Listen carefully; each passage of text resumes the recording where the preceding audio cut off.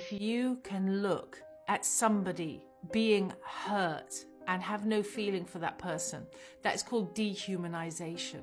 And there has been a process of dehumanization from the beginning of the Zionist state. In 1948, when it was announced, they have always referred in their spaces to Palestinians and the Arabs generally, by the way, as two-legged cattle, right? This is from their own sources, as animals to be herded here and herded there.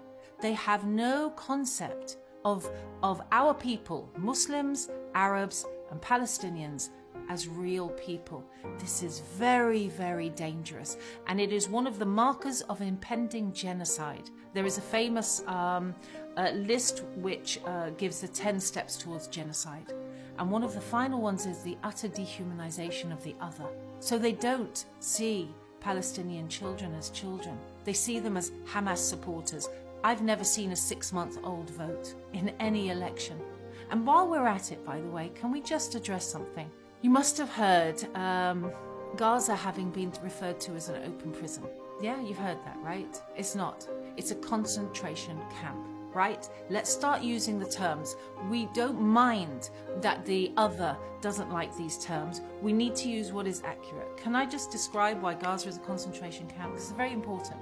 Let's talk about prison first. A prison is somewhere where criminals go. So the minute you talk about prison, it's like, oh yeah, Palestinian criminals, they're all in that prison called Gaza. No, men, women and children who have committed no crimes are not prisoners, agreed? They can't be imprisoned by the state. Good. Secondly, in a prison, the one who controls the prison has to give 3 meals a day. They have rights to health care. They have to have clean water. And here's a really important thing. They get visitation from the outside world, from their families, and they have a due date to leave. None of these apply to the people of Gaza, who have for 16 years been under an illegal siege. People don't seem to understand what that means. I have been on a boat from Cyprus to Gaza through the Israeli naval blockade. That's the only way you can get to Gaza. Their fishing, their sea, the Gazan area of sea, enshrined in this useless international law, sees their fishermen regularly bombed out of the water, regularly murdered. So there's no way to get in or out. There's no airport. There's no rail system. There's no buses taking them here or there. So therefore, the definition of a concentration camp, a space where men, women and children are crowded into oppressive conditions by an external force because of their, and listen to this, political beliefs, religious beliefs, views, ethnicity. And then they are treated harshly. That's what the Gazan people have experienced and are experiencing right now.